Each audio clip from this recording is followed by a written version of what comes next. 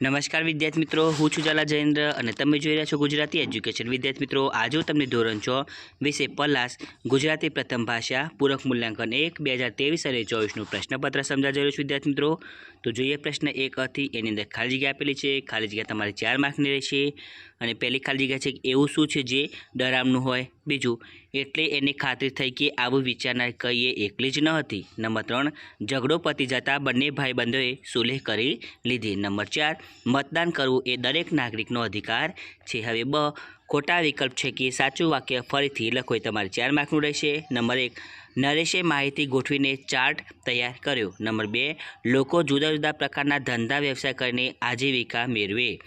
Number 3, તેમનો વિચાર ખરેખર નવીન છે. નંબર 4, ખાઈને તરત કરકસર કરવી એ સારું નહીં.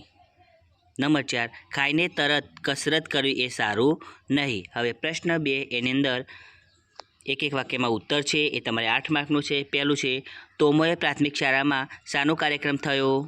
નંબર 2, તો ચાંદ સ્પર્ધા માટે મા પાસેથી શું લઈ આવી હતી. નંબર 3, મમ્મી શું કરવા દે તો નાનિયાને મમ્મી ગમે.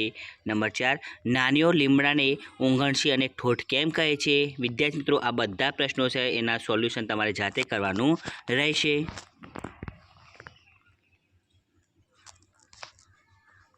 5, ચોમાસામાં ધરતી માતા સાથી લીલી સાડી ધારણ કરે છે. નંબર 6, નદીના વહેતા પાણીમાં માછલા આખો દિવસ શું કરે છે. નંબર 7, વરસાદ થતાં દેડકો એકાએક ક્યાંથી આવી ચડે છે. અને નંબર 8, શક્કરખોરો શું ખાય છે. હવે પ્રશ્ન 3 એની અંદર વિકલ્પો આપેલા છે. વિકલ્પો તમારે 4 માર્કના રહેશે. નંબર 1, પક્ષીગાન દેડકા તેમજ તમરાના તીના સ્વર કોનું સ્વાગત કરે છે તો મેઘનું. નંબર 2, ચમત્કૃતિ સાથે સૌંદર્ય દર્શનનો આનંદ કોને જોવાની પ્રાપ્ત થાય છે તો ઇન્દ્રધનુષને. નંબર 3, મારા ગામની નદીની વાત ન થાય એવું કેમ કહ્યું હશે.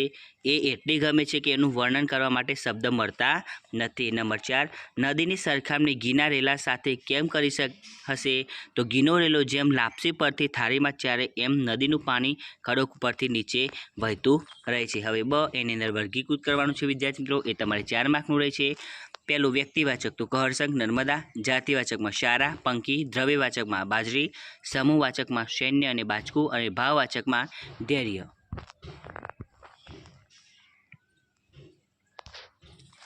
હવે પ્રશ્ન 4 એની અંદર સમાનાર્થી આપેલા છે. સમાનાર્થી તમારે 2 માર્કના છે. તમે જોઈ શકો છો કયા કયા સમાનાર્થી છે.